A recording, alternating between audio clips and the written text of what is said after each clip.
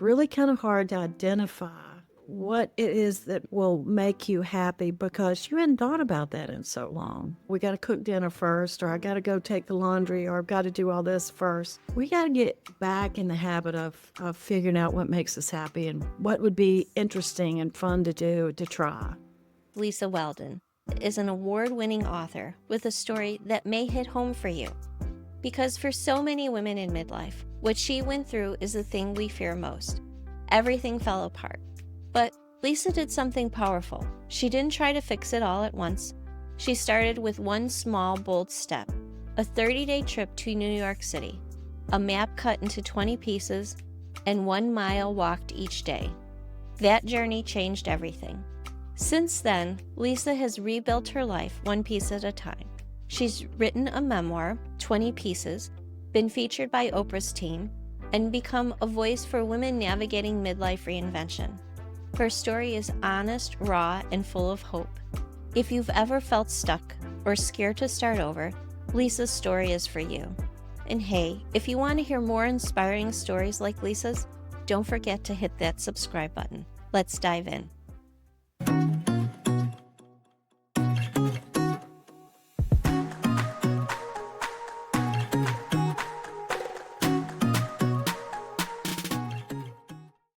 Lisa, I just want to thank you so much for being here today. Thank you. Typically, I start off these interviews by asking the guests to tell their story. But today, I wanted to do something just a little bit different because I wanted you to know why our audience needs to hear your story. Most of the women in this community are somewhere between the ages of 40 and 60. And, they feel lost and sometimes a little stuck. And we're all just trying to figure it out, right? There's changes to our careers, or the kids are leaving home and marriages are ending, or even sometimes health scares. And these things can happen one at a time, or sometimes they happen all at once. And I think when I read your story, I realized that you went through what sometimes a lot of women fear, and that's things just suddenly all falling apart.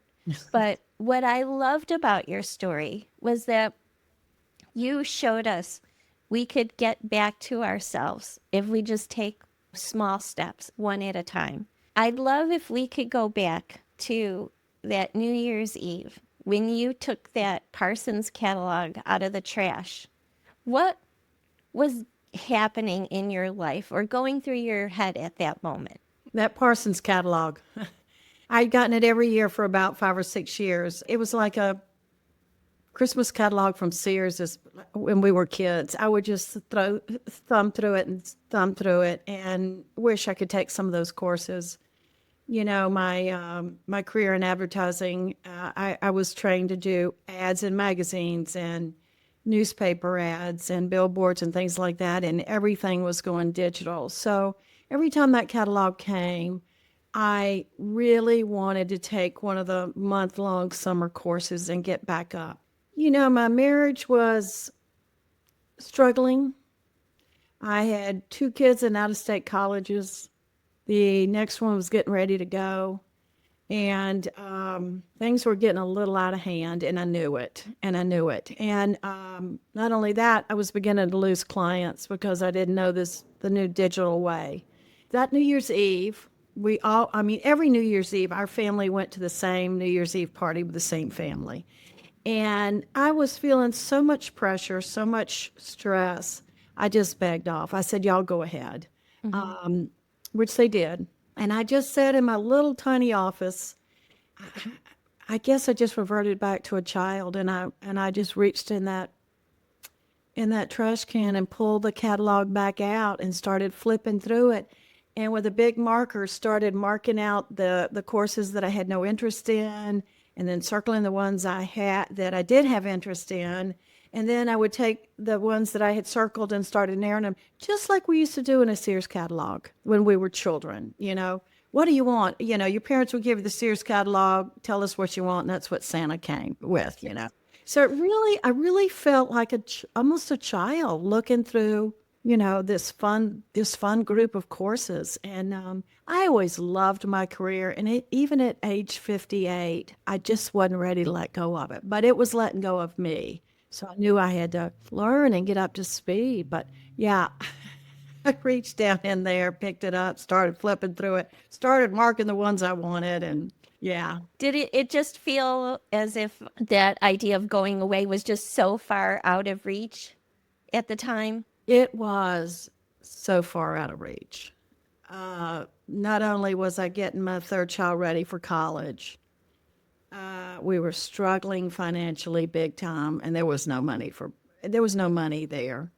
My marriage was struggling, and doing something for me sounded very selfish. Yeah, it was. I found every reason why I shouldn't go, but this part of my brain kept saying, "Oh, but wouldn't it be fun? Oh, I could learn so much new." So, you know, I was definitely fighting with myself. Well, it's funny because I have the book right here, and I had just have to say when I started reading it, and it was getting time for you to go away and leave. I couldn't believe how many things just got in the way, and I was like, please, please make it to New York. Well, a lot of things did get in the way. A lot of things. I tried to figure out the money part of it. I tried to figure out, my kids and stuff like that. And it just seemed foolish to go. It just seemed foolish. But what I did was, I think I think so I enrolled in the class, Chris, I mean, New Year's Eve, and I was to go in July. So I had 7 months. So I took all of my necessities and divided it into 7 months. In other words, I could save this much every month for 7 months and I'll have enough. Or I can read up on social media and be a little prepared. I can do a little bit every month. I can walk this many miles and get physically ready to go. So I divided everything up into 6 or 7 months to try to make it not so overwhelming, you know. And I think that's what got me through it. That's what got me through it. I really appreciated when you broke it down that way because I think for so many of us who want to try something new and get out of our own way, these thoughts of going back to school or starting a career over just feel so daunting. But your way of doing it, breaking it down into little pieces like that, made so much sense to me. Well, I've used that concept since in writing my second book. If you go look in my kitchen, I've got 20 sticky notes on my wall, and each one represents 1,000 words. So every day I've got to write 1,000 words, and I get to take a sticky note off when, when I finish those.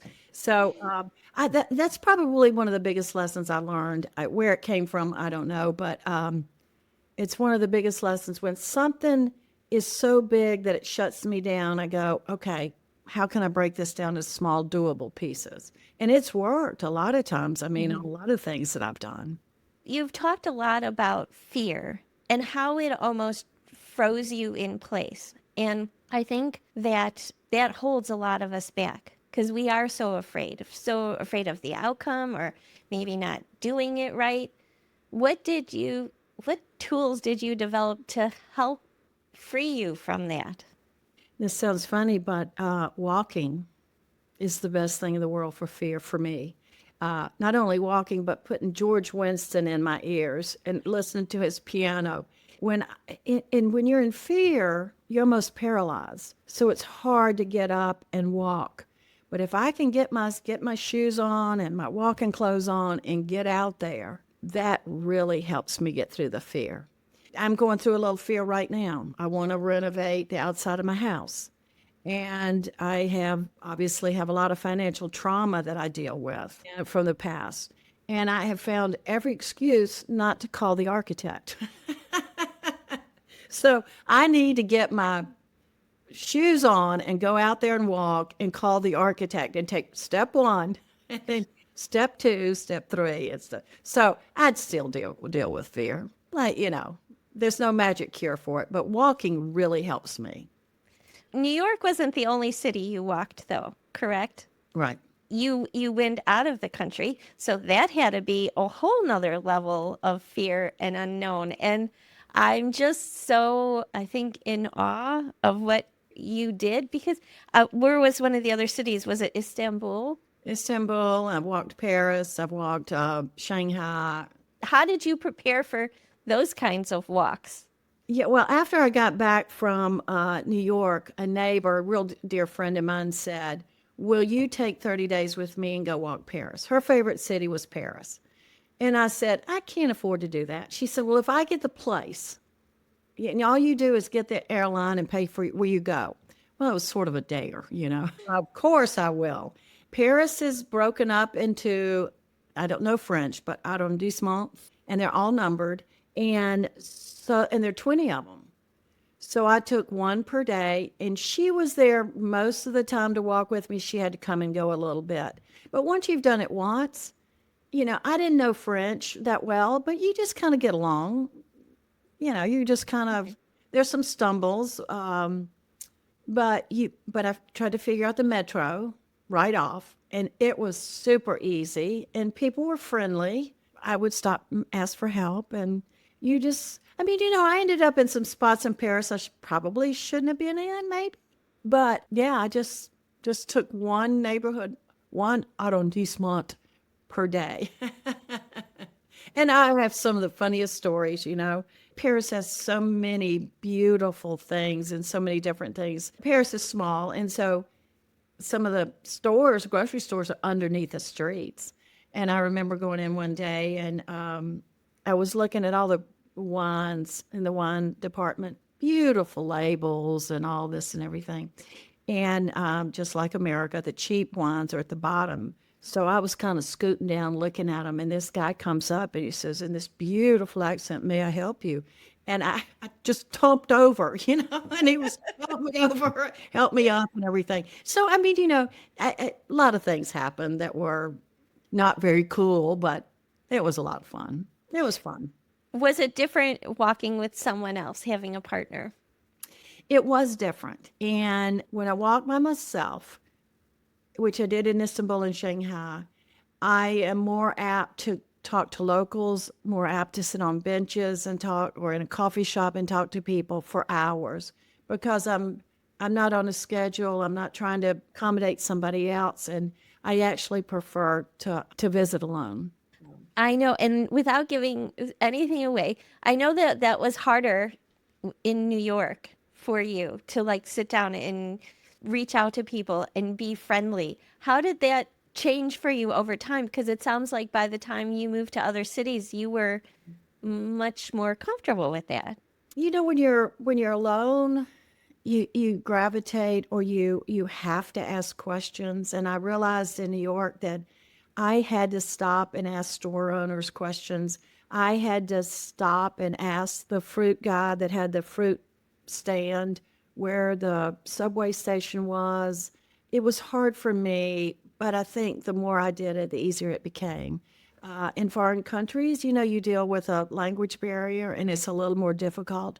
But when people see you trying to communicate, not just speaking English to them like they should know English, people are helpful. They're kind, they're helpful.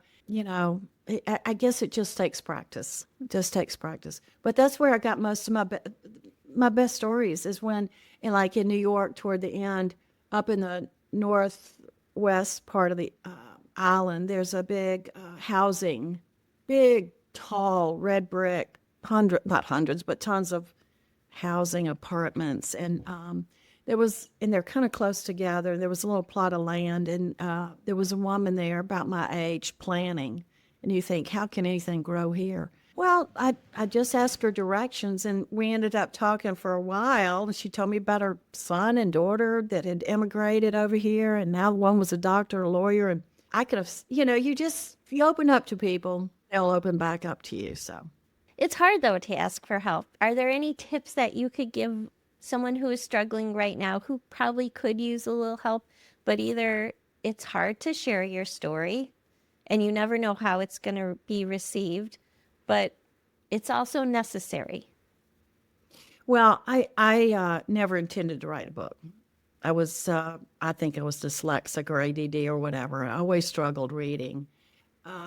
I started writing in a journal, and when I was in New York, I blogging was the new advertising tool. And since my background was advertising, I had to learn how to write. So don't go to my website and look at those any of blogs; they're horrible. But anyway, um, no, I started journaling, which is talking and putting it on the page, and journaling is a great tool for everybody, but especially women our age. I took a class called The Artist Way by Julia Cameron. You know it? Yes, yeah. Yes. And a Yes. group of us at church, a group of us women took it for 12 weeks. Changed my life. Now, I should have brought my journal, but when you open up my journal on the very first page, it says, do we really have to write 3 morning pages? I think I bit off too much. In other words, I didn't want to do it. Mm-hmm. That course and that journaling, I think, is what really started me into writing. And then I had an agent out of New York, a literary agent, tell me I had to write a book. Of course, I brushed her off. But no, I had a lot of stuff to get out. I had a lot of trauma that I went through, and I had to get it out, and I put it on a page, and again the exercise of writing, and it was just therapeutic, really. So I would totally suggest women our age write. I completely agree with you. And it's funny, every so often that comes up, the artist's way. And I got to meet her. She did a book signing. Oh, And I still have the book. I've read it many times. And I always go back to, because she signed it for me. And she said, for your heart. And it always just kind of stuck with me that journaling is a way through. And I still do. But some mornings, those 3 pages are hard. well, I gave my permission to write grocery lists if that was what was on my mind, to-do list. There were some bitching sessions. There were some just rambling. I don't know what to write today, whatever. But that book is the book I want my children to read when I die. There is so much honesty and gut truth in that book because I just, as they always say, I just vomited the words, vomited my thoughts, but my heart and everything. And it was, if I could get every woman our age to take that course with a group of women, it's really good with a group of women because they help each other get through it. But oh, it was wonderful. Yeah, and I think once you start those thoughts flowing, you're right. Some days it's just a lot. Like it comes up, things come up that you probably haven't thought about in a long time, but it's pretty. Pretty I powerful. had, before hearing about her, I had never done that before. I wrote diaries and things like that when I was a little girl, but this is so much different and so much more from the heart that I would agree with you. I think for if you're a woman who is struggling or even just, trying to figure some things out, it's really a great way to get through it. And I had a couple of pages in my diary that had pockets in them. And I stuck airline ticket stubs or emails that I got or just different stuff. And now I go back and see that stuff. And it's really fascinating. It's really fascinating. So, It takes you back and brings you, to those moments. explains why I was so crazy at the time.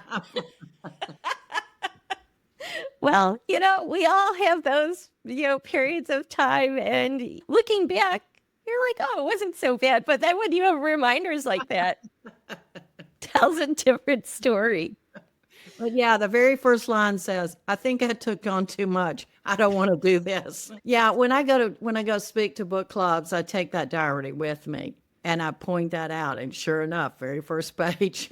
One of the things, though, that you did mention was about learning new things. And I'm sure that isn't always easy, especially as we get a little bit older and trying to picture ourselves back in a classroom, if it's in person, and just learning new things. Is that something you're continuing to do? And if a woman is struggling with that but really wants to, how do you get out of your own way? Well, I'm tackling AI right now because that's so much part of my business and writing and everything. And when say tackling, I've just kind of started in on that. One of the hardest things I did in New York was I signed up for a course on I think it was on digital media, how to buy digital ads. I walked in and there were probably 10 or 12 of us, and I was the oldest by 20 years. I wanted so badly to run out of that room. Because you know how young people look at old people. Yes. I sat there and the teacher said, let's go around the room and see what you do. This was a digital so and so. This was a UX, da da da. All these titles, I didn't even know what they were. And then she came to me and I said, well, I'm just in New York City. I'm an advertising art director, but I'm just in New York City walking the streets. And she said, what do you mean walking the streets? And I told her how I'd sliced a map into 20 pieces walking one day. And all of a sudden, everybody went, cool. So I was okay. But I kept my mouth shut and just listened. But it's very intimidating. But I just, you just do it. You just do it. It is very intimidating, though. Very. And technology and this world that we live in moves so fast. And I think we're always trying to, especially as a middle-aged woman, I'm always trying to keep up with the next, like you said, now it's AI, or now it's, then you're trying to do social media, and you don't want to appear that you don't know what you're doing, but there are some days where it can be very frustrating. Well, one thing I did before I went to New York, I was trying to get just a little base going. I hired a 25-year-old to meet me in the coffee shop for 5 different times to kind of teach me the basics of social media. And I paid him an hourly rate, I don't know, $15 an hour. And one-on-one, it was great. Now, I had to slow him down because I had to, now, what does that mean? What does that mean? But that was great. He was really good. He was patient with me. He loved having the money, the extra money. But we met at the coffee shop 5 or 6 different times, and so that might be something that would help people our age get to speed. I love how you think of those things. So many times I feel that we don't think outside the box, and that's all that you do. Yeah, you're always trying to reimagine something or figure it out, and I love that about your story. Well, part of my background is creative, conceptual thinking. I worked in advertising as an art director with a writer, and it was our job to get together and come up with wild ideas for ad campaigns. So I'm used to thinking outside of the box. I'm trained to think outside the box. When it came to me, it was a little harder, but I'm not one that does stuff the normal way. But what is the normal way? Explain that to me a little bit. Yeah, exactly. We all have different stories and different situations, but I do feel that there's something that connects all of us, even though our situations might be different, especially in midlife. I think there's a lot of things that we are all experiencing. What do you think some of those are? Do you have any thoughts on that? Things that we can all share at this point in our lives and say, yeah, I'm there too. I think that for the first time in a long time, we're all free. Most of our parents have gone, our children have flown, some of us don't have a husband anymore. We have this newfound freedom that we haven't had in a long time. Hopefully, most of us have been smart fiscally and have a little extra money to travel, to go, to take classes, to learn how to garden or learn how to do new things. And I think for those of us that raise children, we really did have to put ourselves second or third or fourth and just get through 20 or 25 years of raising children, which was, the happiest time of my life, quite honestly. I loved it. But we sort of popped out of all that, and most of us said, "Who am I? I don't even know who I am." That's one of the things that I think we all have in common is when that last child leaves, or that job goes away and we retire, we're lost. We haven't been looking out for ourselves, and it's hard, and especially with our generation, we feel selfish if we do things for ourselves. If we put ourselves first, we're not used to doing that. And I think the newer generation does take care of themselves, but our generation, no, we were to put everything else first. So it's a real drop. And I mean, it's just kind of like we dropped out of the sky and, oh my gosh, now what? That's the way I felt. No, when you said that, you're completely right. Our identities are so, we think of ourselves as a mom or a wife or a worker or whatever, and Right. all of that comes first. Right. And now that we have a little more freedom and we have a little more time, it's really hard to identify who you are at this point in time. It really is. And I hear that from so many women that are just still struggling to find their identity and to see themselves as someone outside of all those roles that they played. Right. Sometimes I have down periods or I'm tired or whatever, and I think, what is it that would make me happy right now? A lot of times it's travel. Just get on the airplane and go somewhere. Right now, I'm kind of going through that a little bit. Okay, what is it that I want to do? Now, I know what I want to do. I want to renovate my house. But eventually it's like, whoa. But to sit down and make a list of what you want to do is really kind of hard. It's really kind of hard to identify what it is that will make you happy because you hadn't thought about that in so long. And we always like, well, we got to cook dinner first, or I got to go take the laundry, or I've got to do all this first. We got to get back in the habit of figuring out what makes us happy and what would be interesting and fun to do, to try. When we had first talked a few weeks ago, we kind of touched on that a little bit about how it is still, life is still difficult and it's always changing and there's always something new to think about or to worry about. But at the same time, we do deserve to give ourselves a little bit of attention at this point in time and look for happiness and look for joy and things that are just going to light us up. And making a list of that is a huge challenge. Yeah. Well, the other day, I was just kind of edgy about stuff, and I was kind of in between jobs and everything. And I thought, Lisa, go jump on the subway and just go on the subway and just get off somewhere. And I did.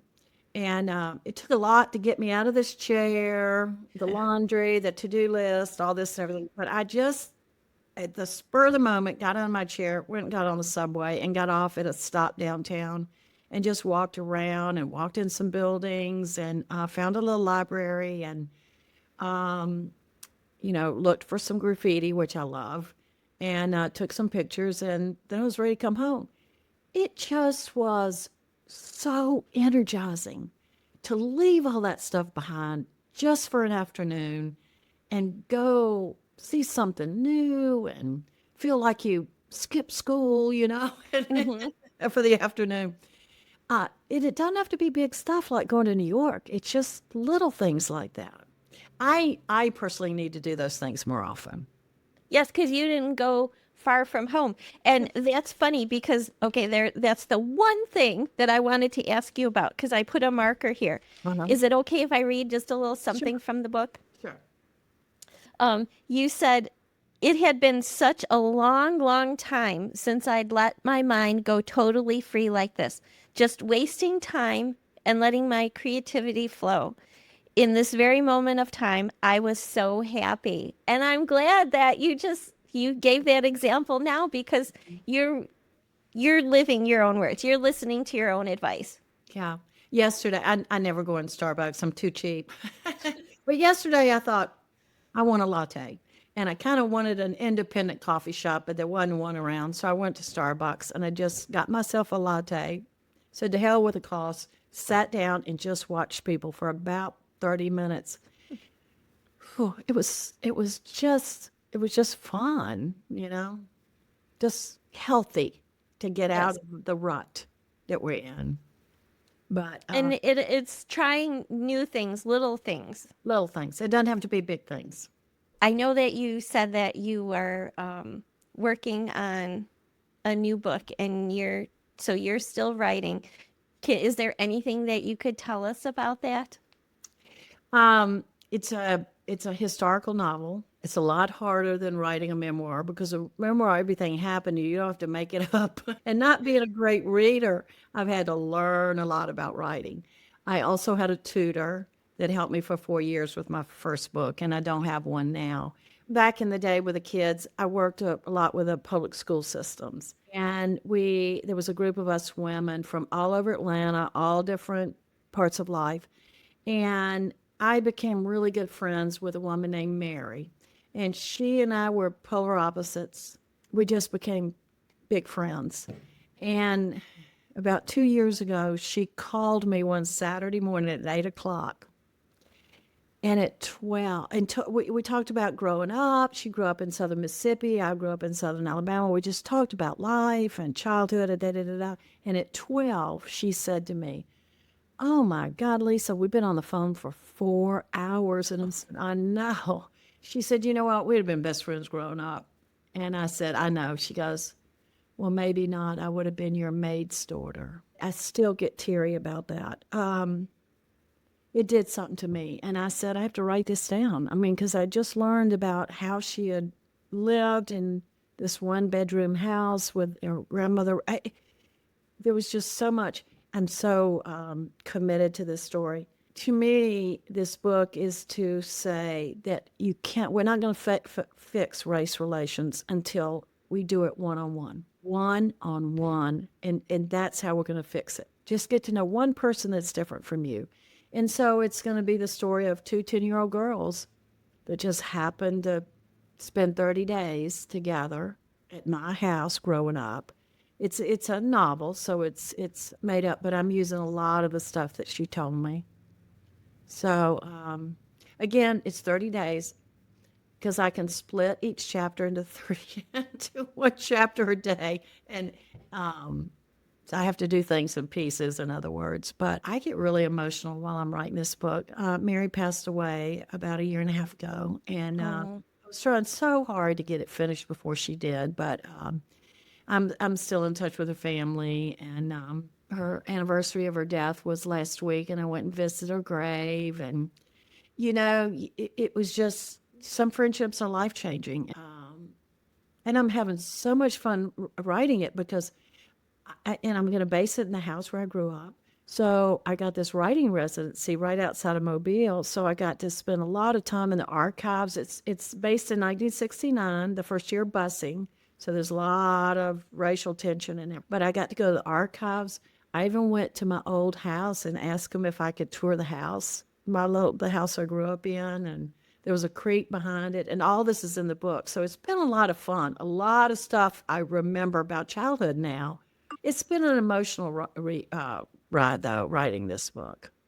It really sounds like it, but also in a way, it sounds like it's a little healing in some way, or you're finding because it's bringing up emotions. And I don't know, for me, it always feels like if there's an emotion involved, it's a little raw there. Right, right. Well, there was a lot of emotion in my first book, and I think as a writer, you have to open up. You have to feel things to be able to write. So that's what's made it easier to actually put the words on paper. Is that I feel them. You know. Well, it sounds like your stories just in some way align. Yeah, yeah. Although we were so different in the way we were raised and the way we went through life. I mean, totally different.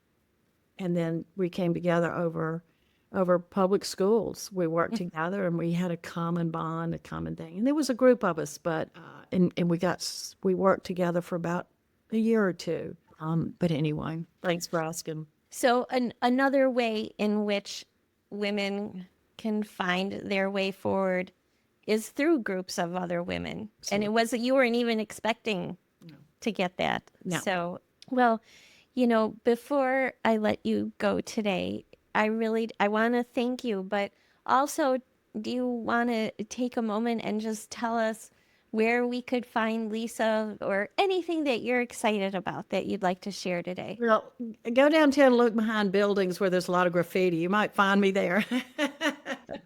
But my website is lisaweldon.com, and all my social media is at lisaweldon.com. I keep it pretty simple. I find that I spend more time on Facebook and Instagram than anything else. I tried to learn TikTok, and I do have a little TikTok channel, but I think most of us our age are on Facebook specifically. But my book can be found on Amazon.